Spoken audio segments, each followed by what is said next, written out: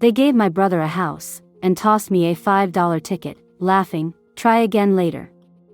I won $134 million. Having you here listening to me means a lot.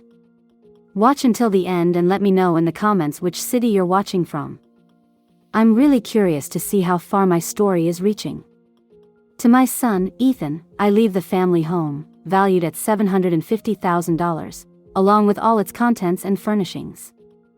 The words hung in the air like a heavy curtain. I sat rigid in the leather chair, my fingernails digging crescents into my palms. Mother's antique grandfather clock ticked loudly in the corner, marking each excruciating second. And to my daughter, Sarah. The lawyer paused, adjusting his glasses as he flipped through the document. I held my breath. After spending years caring for my parents during their illnesses, working 2 jobs to help with their medical bills while Ethan built his life across the country, I'd expected something. Not equal perhaps, but something meaningful. Some acknowledgement. Mr. Peterson, our family lawyer for 20 years, cleared his throat, clearly uncomfortable. He withdrew a small envelope from the folder, sliding it across the polished oak table toward me. To Sarah, I leave this. The room fell silent. I reached for the envelope with trembling fingers, aware of every eye watching me.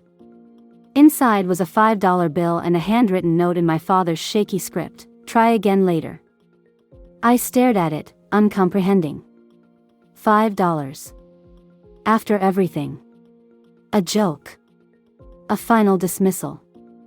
A muffled snicker broke the silence. I looked up to see my cousin Melissa covering her mouth, eyes gleaming with poorly concealed amusement.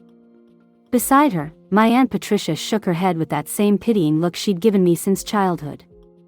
"Well," Ethan said, breaking the silence. "That's Dad for you. Always had a sense of humor." He wasn't even trying to hide his smirk.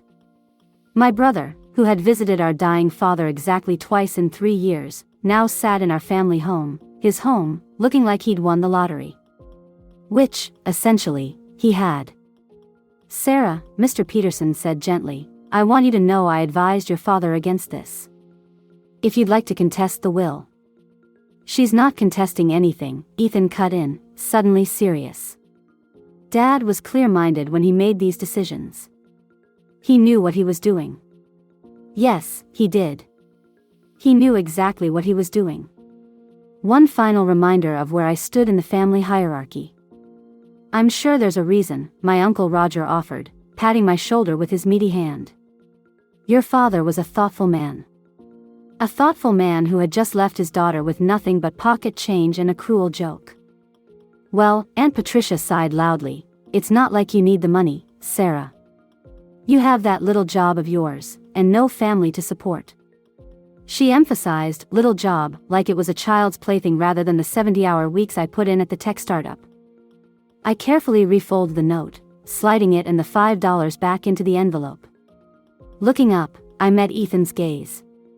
My younger brother, who had spent his life being handed opportunities one had to fight for, now sat in our father's chair like it was his throne. "Congratulations, Ethan," I said, my voice steadier than I felt. "You must be very happy."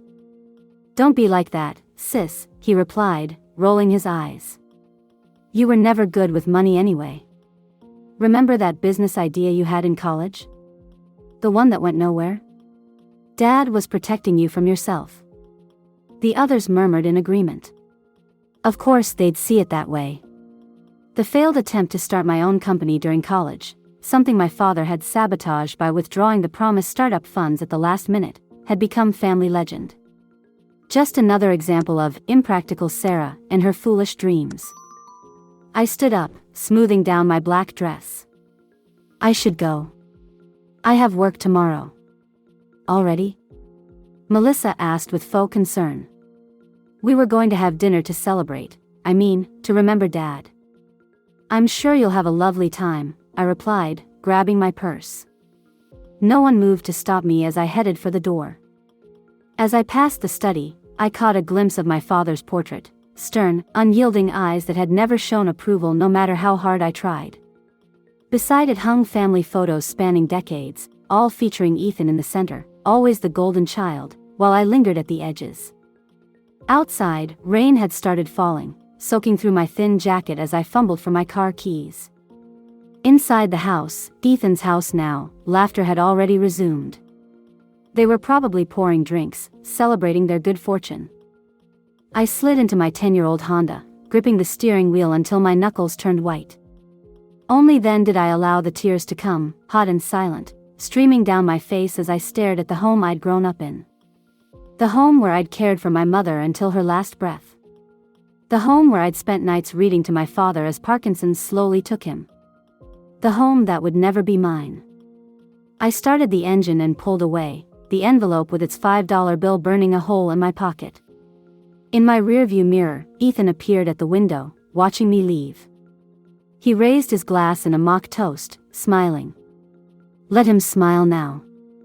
3 weeks after the will reading, I was back at my desk, staring at lines of code that blurred before my exhausted eyes. My tiny cubicle at Technova felt even smaller today, hemmed in by the weight of memories I couldn't shake. Sarah? Did you hear me? I looked up to find Marcus, my team lead, standing over my desk with a concerned expression. The office hummed with activity around us, phones ringing, keyboards clicking, the occasional burst of laughter from the break room. I'm sorry, what did you say? I rubbed my eyes, trying to focus. I asked if you finished the algorithm for the Henderson project. The client meeting is tomorrow. I nodded, pulling up the file on my monitor. Just wrapping up the final parameters. I'll have it to you by 5. Marcus hesitated, then lowered his voice. Look, I know things have been rough with your dad passing. If you need more time. I don't, I cut him off, perhaps too sharply. The last thing I needed was pity. The work is almost done. It'll be perfect, I promise. He nodded and walked away, leaving me with the unfinished code and the memories that refused to stay buried. My phone buzzed with a text from Ethan, having estate sale this weekend. Anything you want before it's gone? I didn't bother responding. What I wanted couldn't be packaged or saved from an estate sale. What I wanted was acknowledgement of the years I'd sacrificed, the career opportunities I'd declined, the life I'd put on hold. 8 years ago, when Mom was diagnosed with early onset Alzheimer's, I had just received an offer from a prestigious tech firm in Seattle. It would have been my big break, the chance to finally develop the inventory management software I'd been conceptualizing since college. You can't leave now, Dad had said, not a question but a statement of fact. Your mother needs you. Ethan could help, I'd suggested carefully. He could move back from Chicago. Dad had looked at me as if I'd suggested something absurd. Ethan has his career to think about. Besides, your mother needs a woman's touch. So I stayed. Turned down the job. Took a lower-paying position locally that offered flexible hours so I could take Mom to her appointments, manage her medications, and later, bathe her and feed her when she could no longer recognize any of us. All while Ethan visited twice a year, bringing expensive gifts and stories of his successful life, receiving praise for the mere act of showing up. You're thinking about them again, Jenny from HR said, placing a coffee on my desk. She was the closest thing I had to a friend at Technova. Is it that obvious? Only to someone who knows what grief looks like. She perched on the edge of my desk. My sister got everything when our mom died. House, money, even the family photos. I got Mom's collection of ceramic cats. I almost smiled. At least ceramic cats are worth something. I got a $5 bill. You're worth more than what they gave you, Sarah. Jenny squeezed my shoulder. And that code you're writing? Marcus isn't the only one who's noticed how good it is. Peterson's been asking about you. Thomas Peterson was the company's CEO, a tech industry veteran who rarely interacted with lower-level employees. Probably wondering why the Henderson project is late, I mumbled. Or maybe he's wondering why someone with your skills is stuck in a junior position. With that, she left me to my work and my thoughts. That evening, I stayed later than usual, perfecting the algorithm. The office emptied gradually until I was alone, the quiet hum of air conditioning my only companion. I lost myself in the elegant logic of the code, the one place where effort and skill were rewarded fairly, where family connections and charm meant nothing. My phone buzzed again, another text from Ethan. Found a box of your old stuff in the attic. Trash or donate? My chest tightened.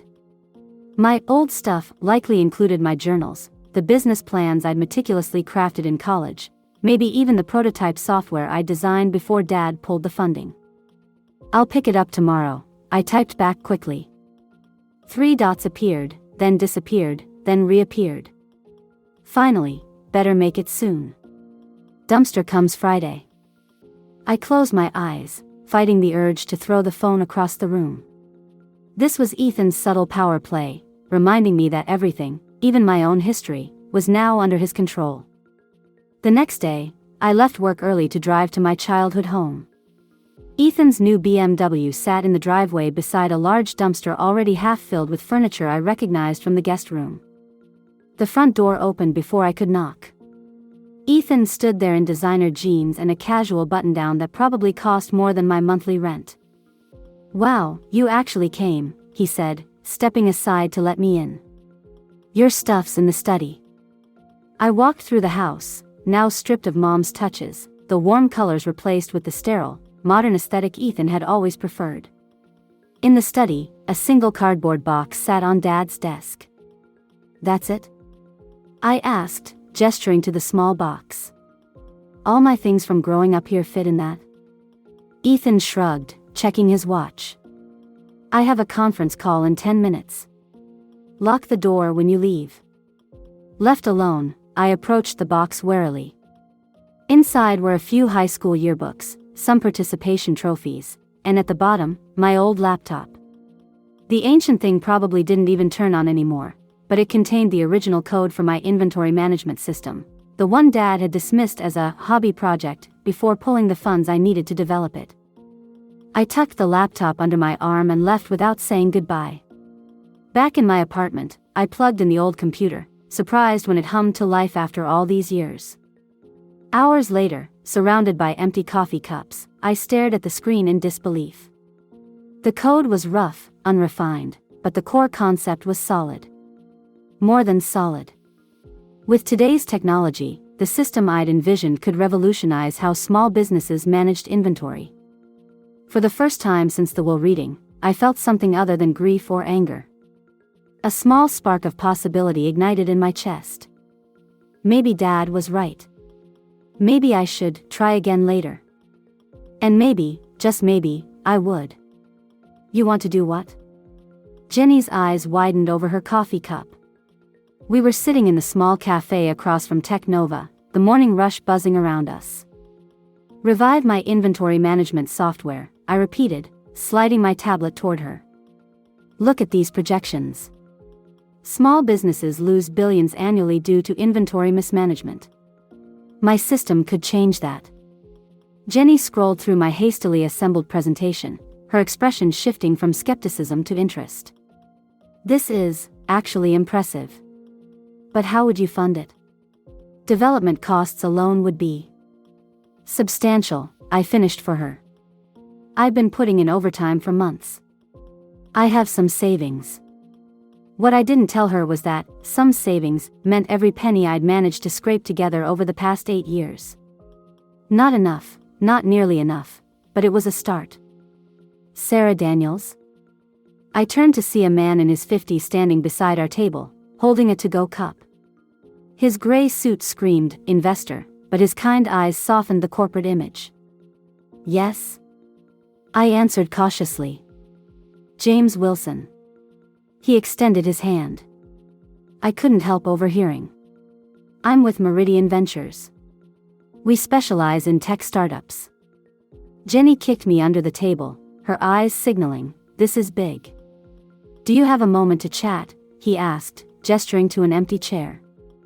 That chance encounter changed everything. James had been looking for investment opportunities in supply chain technology. My concept, barely more than notes and old code at that point, caught his attention. 3 meetings and 2 weeks later, Meridian Ventures offered me seed funding of $250,000. I quit Tech Nova the next day. For the first time in my adult life, I felt truly alive. I rented a small office space, hired 2 developers, and threw myself into building InventoTrack. Days blurred into nights as we refined algorithms, designed interfaces, and tested functionality. I missed meals, sacrificed sleep, and canceled the few social commitments I had. 6 months later, we launched the beta version. 12 small businesses in the area agreed to try it for free. The results exceeded even my expectations. Average inventory costs reduced by 23%.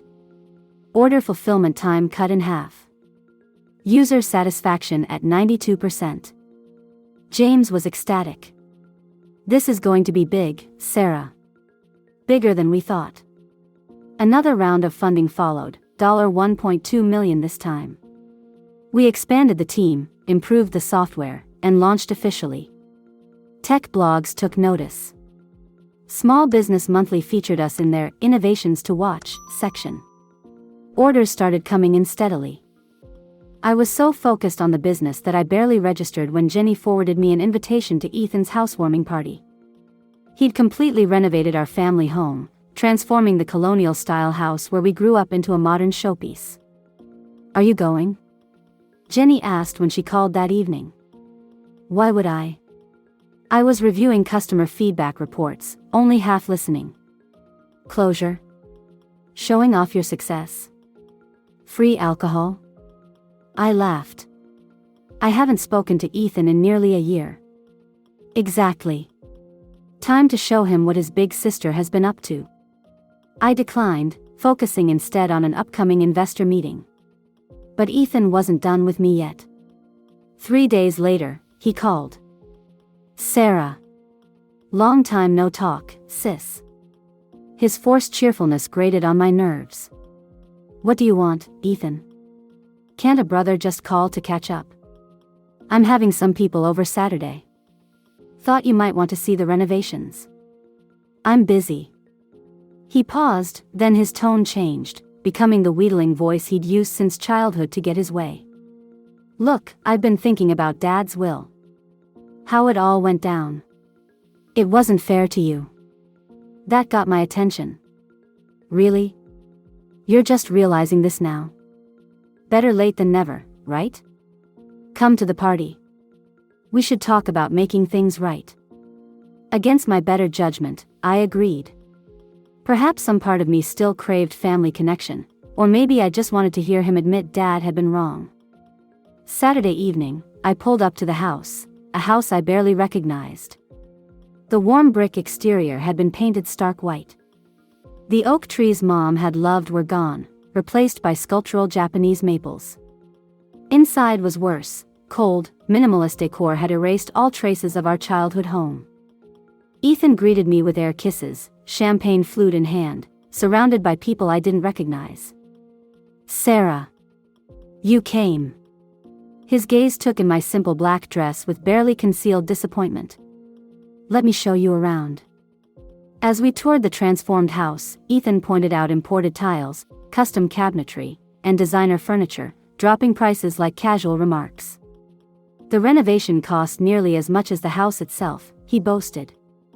In what used to be my bedroom, now a meditation space, I finally asked, "You mentioned making things right?" "Right. Yes."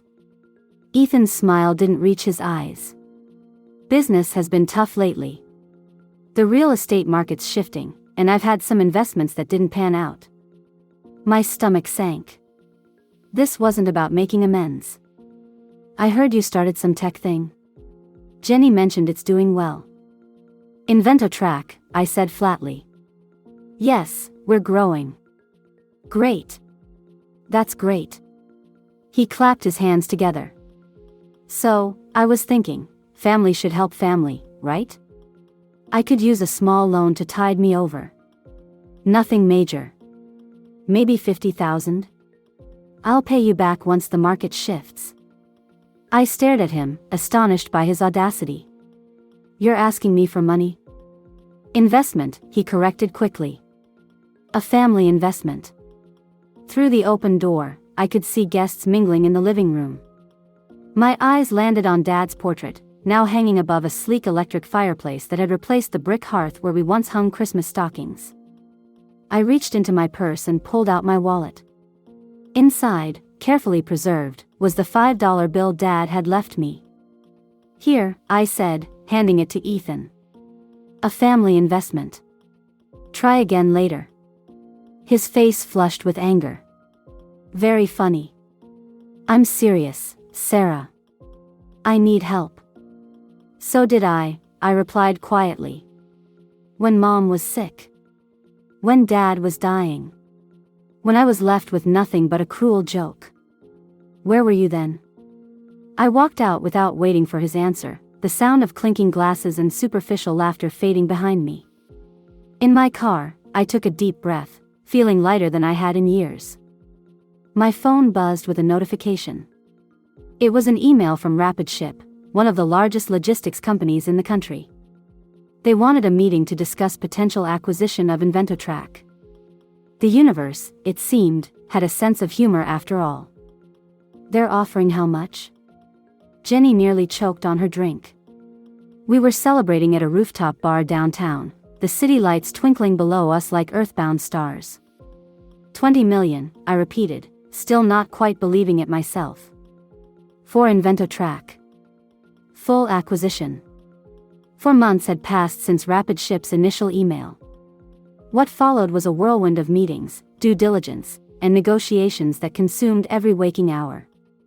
The company that had started in my tiny apartment, built from the ashes of a dream my father had dismissed, was now valued at $20 million. "Are you going to accept?" Jenny asked, studying my face carefully. I swirled the wine in my glass. "I don't know.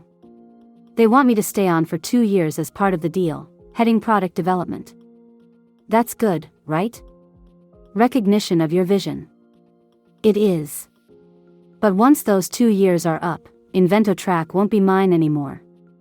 They could take it in a completely different direction." Jenny reached across the table and squeezed my hand. "Whatever you decide, I'm proud of you. From $5 to 20 million. That's one hell of a return on investment." We laughed, and for a moment, I allowed myself to feel the full weight of what I'd accomplished. Not just the money, but the validation. The proof that my idea, the one Dad had dismissed as impractical, had real, substantial value. The next morning, I woke to a series of text messages from an unknown number. "Sarah, it's Melissa. Your cousin. Please call me when you get this. It's about Ethan." I hadn't spoken to Melissa since the will reading.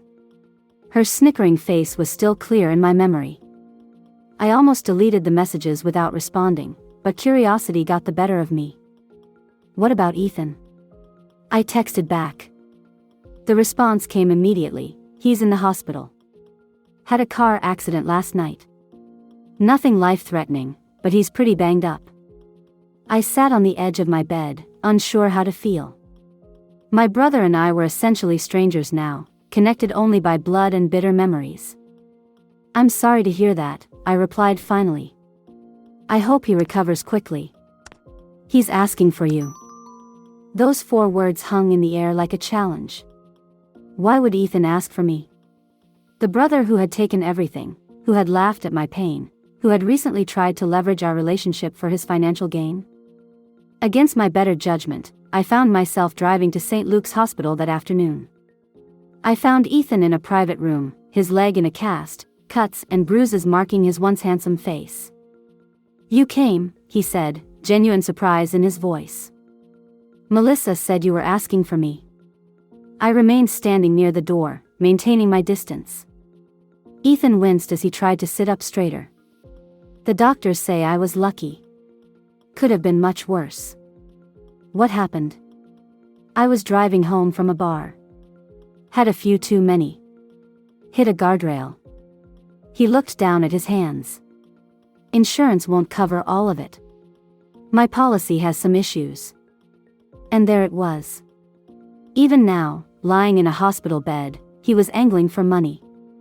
"I'm sure you'll figure it out," I said flatly. "Sarah, please. I'm losing the house. Medical bills, legal fees from the DUI, the renovations I can't pay for. I've got nothing left. Nothing left? I echoed. You had everything, Ethan. The house, Dad's investments, his connections. What happened? He looked away, shame briefly crossing his features. Bad investments. Expensive tastes. A gambling habit I couldn't shake. I should have felt vindicated. The golden child had fallen. But all I felt was a profound sadness for what our family had become. I need your help, sis. One more time. I wouldn't ask if I had anywhere else to turn. I studied my brother's face, searching for the manipulative child who had always known how to get his way. Instead, I saw a broken man, humbled by his own mistakes. I'll think about it, I said finally, and left without another word. 2 days later, Rapidship sent over the final acquisition papers. $20 million for Inventotrack. The number stared back at me from my computer screen, representing a complete transformation of my life. My phone rang. James Wilson, my first investor. Have you decided? He asked without preamble. I'm torn, I admitted. It's a good offer, but you built this from nothing. It's your baby. James understood. What if I told you there might be another option? I'm listening. GlobeNet is interested. They don't want to acquire outright. They want to invest, help you scale. You'd maintain controlling interest. How much? They're offering $30 million for 40%. Valuing the company at $75 million, Sarah. I sat down, my legs suddenly unsteady. That's a lot more than Rapidship. And you stay in charge. By the end of the week, the deal with GlobeNet was done. I owned 60% of a company now valued at $75 million, with resources to expand globally. We moved into new offices, hired more staff, and launched an aggressive marketing campaign. Inventotrack was featured in Forbes, with my face on the cover, the woman revolutionizing small business inventory management. The day the magazine hit newsstands, I received an email from Aunt Patricia. Sarah, darling. I just saw you in Forbes. We're all so proud. The family is gathering for Thanksgiving at my house next weekend. You simply must come. Attached was a photo of the assembled family, Melissa, Uncle Roger, various cousins, all holding copies of the magazine, smiling widely. Conspicuously absent was Ethan. I hadn't responded to his pleas for financial help. Instead, I'd sent him information for a reputable debt counseling service and a recovery program for gambling addiction. He hadn't replied. As I stared at the email from Aunt Patricia, I felt a strange detachment. These people had laughed when I received a $5 bill as my inheritance. They had watched silently as I walked away in tears. Now they wanted to claim connection to my success. I typed a brief response, "Thank you for the invitation, but I have prior commitments." That evening, as I worked late in my corner office overlooking the city, my assistant knocked softly. "There's someone here to see you, Miss Daniels. He doesn't have an appointment, but he says he's your brother." I looked up, surprised. "Send him in." Ethan entered hesitantly, leaning on a cane. He looked thinner, the designer clothes replaced by simple jeans and a worn button-down. "Nice office," he said, glancing around at the sleek space. "Congratulations on the Forbes cover." "Thank you," I replied, watching him carefully. "What brings you here, Ethan?" He lowered himself gingerly into a chair.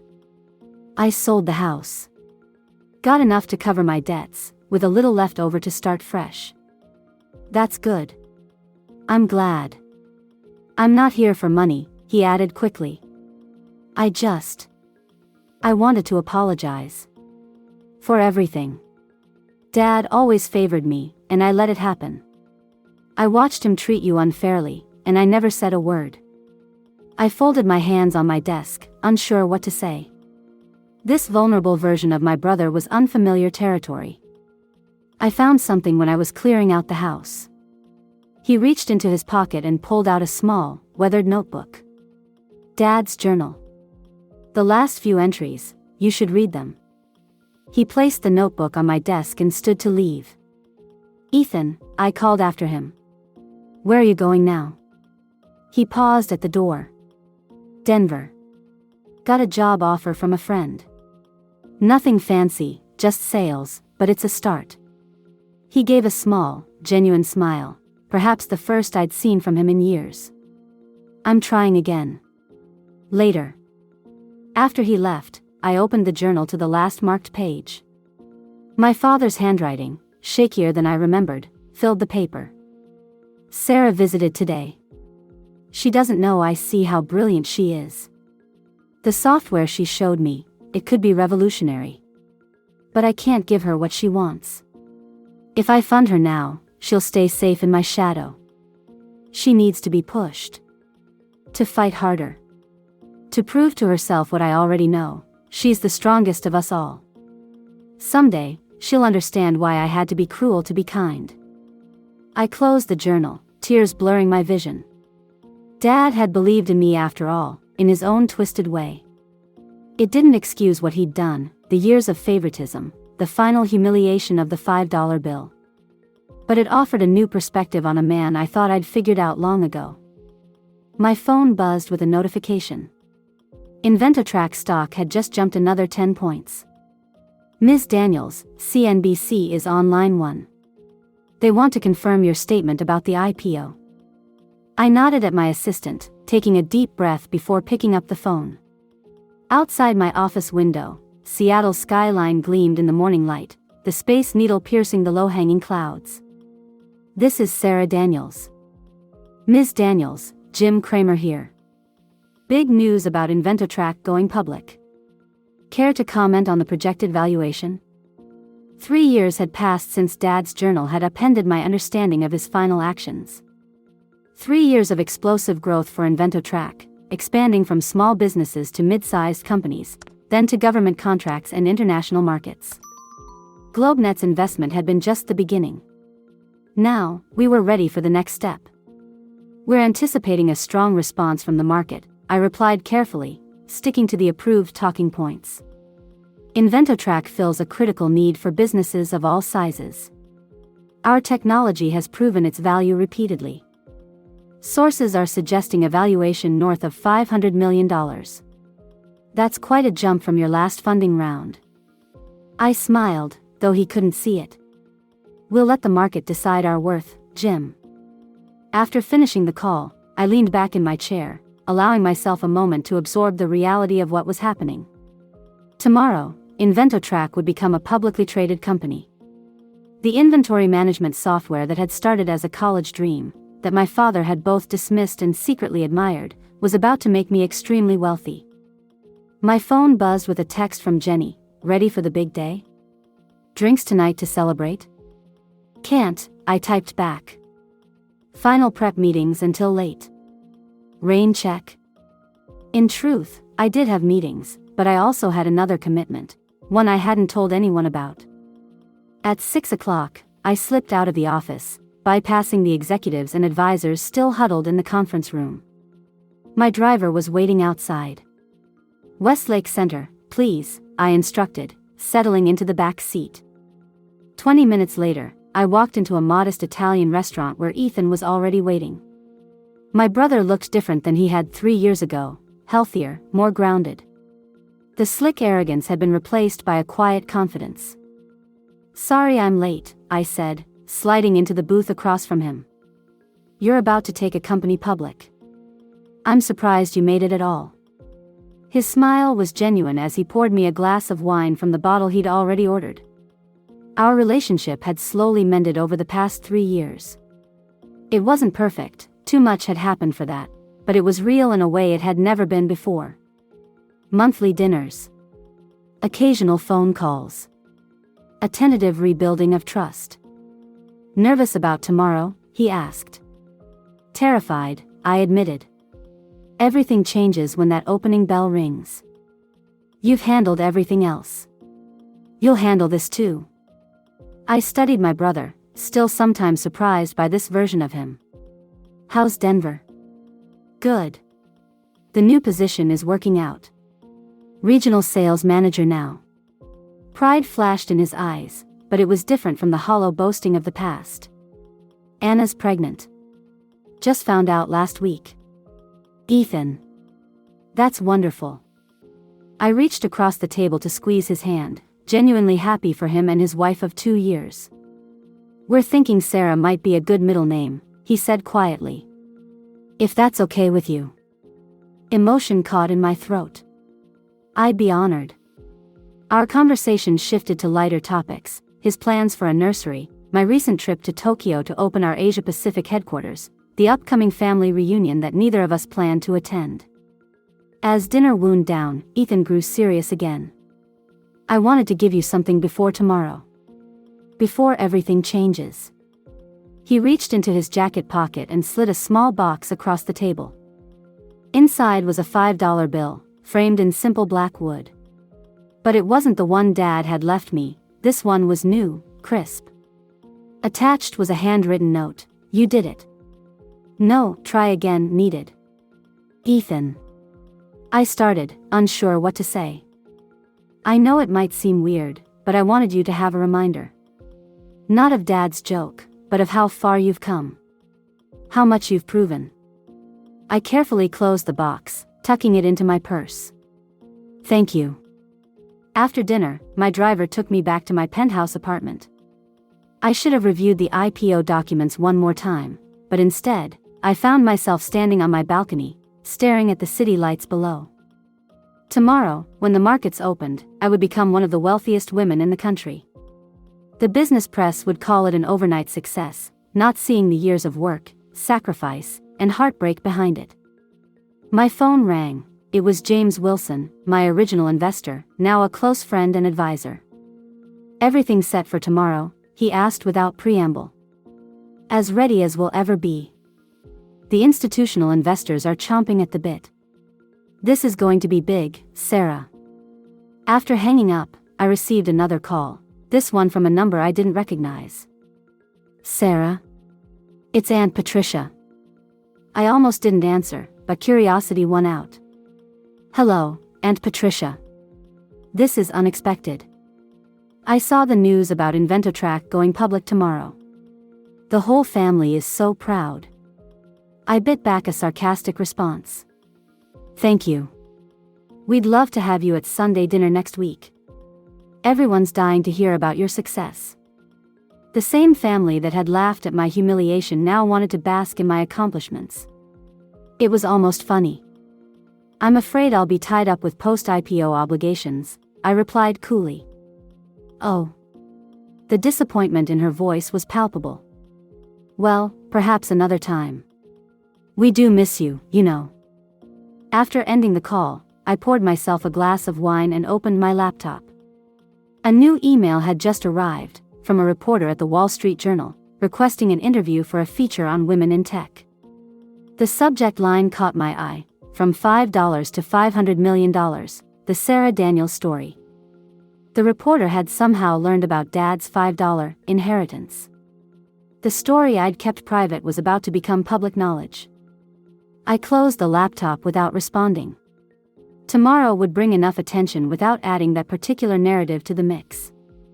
The IPO was about Inventotrack's future, not my family's past. But as I prepared for bed, I found myself opening the box Ethan had given me, running my finger over the framed $5 bill. Maybe someday I would tell the full story, of rejection, resilience, and ultimate vindication. For now, it remained mine alone. Morning came too quickly. My team had arranged for a car to take me to the exchange, where I would ring the opening bell. As I dressed in the power suit I'd carefully selected for the occasion, my phone buzzed with a news alert. Inventotrack IPO. Early indicators suggest opening price may exceed expectations by 40%. I took a deep breath, slipped on my heels, and gave myself one last look in the mirror. The woman staring back bore little resemblance to the heartbroken daughter who had driven away from her family home 4 years ago, clutching a $5 bill and a cruel note. You did it, I whispered to my reflection. The doorbell rang, my car had arrived. It was time to step into the future I had built for myself, one line of code at a time. The Wall Street Journal called it the tech IPO of the year. CNBC dubbed me the inventory queen. Forbes updated their profile with my new net worth, $134 million, based on my ownership stake in InventoTrack, now valued at just over $800 million after a first-day surge that exceeded even our most optimistic projections. 6 months had passed since that momentous day. The media frenzy had eventually died down. The endless meetings with investors, analysts, and strategic partners had settled into a manageable routine. For the first time in years, I had space to breathe, to think beyond the next quarter's projections. That breathing room led me to where I was now, standing outside Aunt Patricia's colonial-style home in the suburbs, a bottle of expensive wine in one hand, debating whether to ring the doorbell or retreat to my waiting car.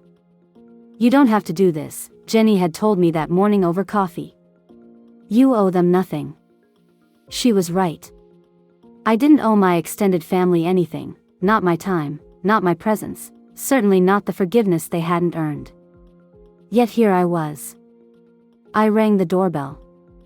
The chimes had barely faded when the door flew open, revealing Aunt Patricia in a floral dress that looked new, her hair freshly styled. "Sarah," she exclaimed, as if my presence was a delightful surprise rather than the response to her third invitation in as many months. "You came. Everyone will be so thrilled." I forced a smile, handing her the wine. "Thank you for inviting me." Inside, the house smelled of roast beef and cinnamon, the same scents that had filled our family gatherings when Mom was alive. The familiarity hit me harder than expected, a bittersweet reminder of a time before everything fractured. "Look who's here," Aunt Patricia announced as we entered the dining room. Faces turned toward me, Uncle Roger, Melissa, and her husband, 2 cousins I barely recognized, and, to my surprise, Ethan and his wife Anna, her pregnancy now visibly advanced. Ethan hadn't mentioned they'd be here. His slight shrug told me he'd been as surprised by the invitation as I was by his presence. "The woman of the hour," Uncle Roger boomed, rising to pull out a chair. "We saved you the best seat, right by me so I can pick your brain about investments." Melissa offered a smile that seemed almost genuine. "That dress is gorgeous, Sarah." "Prada?" "Thanks," I replied, not bothering to confirm or deny. The label hardly mattered. Dinner was a strange performance. Everyone spoke too loudly, laughed too readily. They asked carefully rehearsed questions about InventoTrack, nodding with exaggerated interest at my responses. Aunt Patricia refilled my wine glass at every opportunity, as if alcohol might soften the awkwardness. "I always knew you'd do well," Uncle Roger declared midway through the meal. "Told your father that, too." "That girl's got a head for business," I said. I caught Ethan's eye across the table. He gave an almost imperceptible shake of his head, his expression a mix of embarrassment and apology. "That's not how I remember it, Uncle Roger," I said evenly. "I recall you saying my business degree was a waste because I'd just get married anyway." The table fell silent. "Well, he sputtered. "Times were different then." "Yes," I agreed. They were. Aunt Patricia jumped in with forced cheerfulness. "Who's ready for dessert?" "I made your favorite, Sarah, apple pie with vanilla ice cream." It wasn't my favorite, it was Ethan's. But I didn't correct her. As she bustled off to the kitchen, Melissa leaned toward me. "We really are proud of you, you know. What you've accomplished is incredible." "Thank you," I said, though her words rang hollow. Where was this pride when I'd needed encouragement? Where was this admiration when I was walking away from Dad's while reading, devastated and alone? Aunt Patricia returned with the pie, setting it ceremoniously in the center of the table. Before we served dessert, I thought we might take a moment to share what we're grateful for. Sarah's success has reminded me how important it is to appreciate family. One by one, they offered saccharine sentiments about family bonds and shared history. When it was my turn, I hesitated. "I'm grateful for second chances," I said finally. "And for learning who truly stands by me when it matters." An uncomfortable silence followed, broken only when Anna asked if she could use the restroom. As the evening wound down, Aunt Patricia cornered me in the hallway. "It's so wonderful having you back with the family, Sarah. We've missed you terribly." I studied her face, searching for sincerity. "Have you?" "Of course. Your family." She lowered her voice. "I know things weren't always fair with your father. The way he favored Ethan. It wasn't just Dad," I cut in. "It was all of you. When he left me that $5 bill, you laughed. All of you." She had the grace to look ashamed. "We didn't understand. But now we see how special you are. Now that I'm worth $134 million. That's not fair," she protested, but her eyes darted away. "Isn't it? You never called when I was building Inventotrack from nothing. You never reached out during the years I struggled. Only after the IPO, after the Forbes cover, that's when I became family again." Before she could respond, Ethan approached. "Anna's tired. We're heading out." He turned to Aunt Patricia. "Thanks for dinner." In the driveway, away from the others, he asked quietly, "You okay?" "I don't know why I came," I admitted.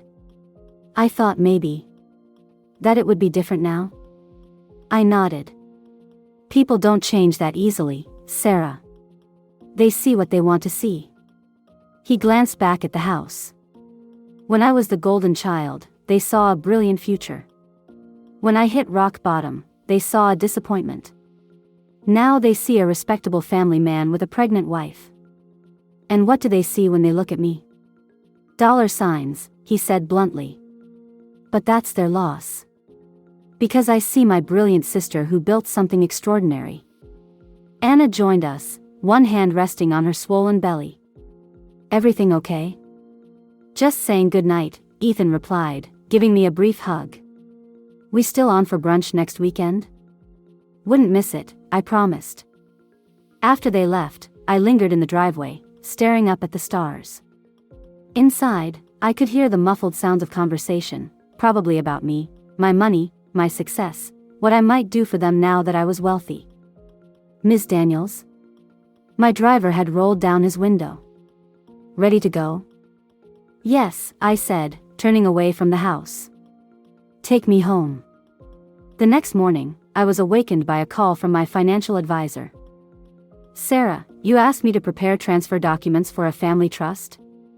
"Yes," I confirmed, sitting up in bed. "Is everything ready?"